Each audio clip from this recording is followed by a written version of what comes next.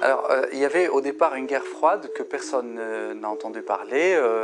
C'est au moment où j'ai acheté les droits de l'organisation de Miss Europe. C'était il y a 1 an.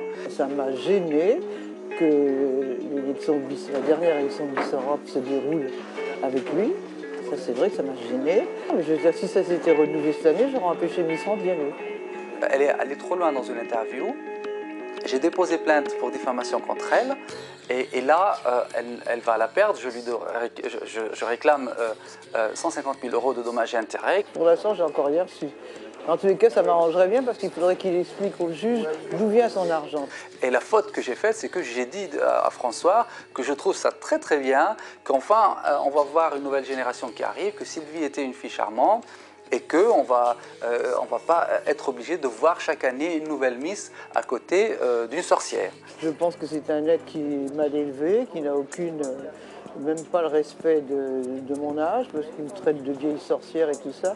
Ben, je pense que je préfère être comme je suis. Madame de Fontenay, elle aura un rôle, mais un peu, disons, honorifique. Je suis présidente du comité Miss France jusqu'à ma mort. Moi, je ne l'aime pas, mais il faut quand même qu'on reste courtois. Qu'il aille où il veut, qu'il ne vienne pas sur mes plates-bandes. Il y a beaucoup de mensonges dans ce qu'elle dit. Non seulement elle ne s'appelle pas Madame de Fontenay, mais ce n'est pas son vrai nom. C'est un nom qu'elle a, je ne sais pas, rajouté pour faire aristocrate. Il prétend que je m'appelle Madame Poirot, c'est faux.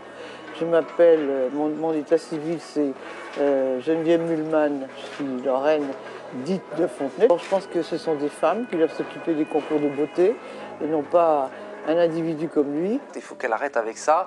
À mon avis, elle a une télé en noir et blanc parce qu'elle s'habille en noir et blanc. Elle ne sait pas que les gens ils voient la télévision en couleur. Elle vient d'une autre génération. Il faut qu'elle laisse la place aux autres. Mais j'ai très envie d'avoir Madame de Fontenay face à moi. Très, très envie. Attendez, je suis à 100 lieues de ce type-là. Qu'est-ce que vous voulez que je me réconcilie avec un mec pareil? Non, non, non, qui s'en aille loin et qui foute la paix. On commence avec Eva Longoria et Tony Parker qui auraient déjà choisi le lieu de leur mariage en France. Les deux stars projettent de convoler au château de Chantilly le 7 juillet prochain. Quant à la musique, Jean-Roch aurait été appelé pour s'occuper de l'ambiance de la fête après la cérémonie. Nicole Kidman a été victime d'un accident de voiture en plein tournage de son film mercredi à Los Angeles. L'actrice s'est rendue à l'hôpital de Beverly Hills, mais plus de peur que de mal, Nicole a déjà repris son travail et ne se plaint d'aucune blessure grave. À défaut d'avoir passé la corde au cou de Justin Timberlake, Kate Hudson vient d'être vue en compagnie de l'acteur Ryan Phillippe. Une idylle qui pourrait devenir tout à fait sérieuse selon des proches de la famille de Kate. On continue avec une autre histoire d'amour. Robbie Williams et Michelle Trachtenberg ne se quittent plus. Le chanteur anglais passerait tout son temps libre à Los Angeles en compagnie de l'ex-vedette de la série Buffy contre les vampires. L'actrice Minnie Driver est dotée de pouvoirs surnaturels. Regardez-la voler dans les rues de Los Angeles. Jude Law a osé le dire. J'ai un visage de biscuit pour chien. Oui, et nous les filles, on en croquerait bien un bout. La reconnaissez-vous? Vous avez 3 secondes pour y répondre. Alors, vous avez trouvé bien sûr.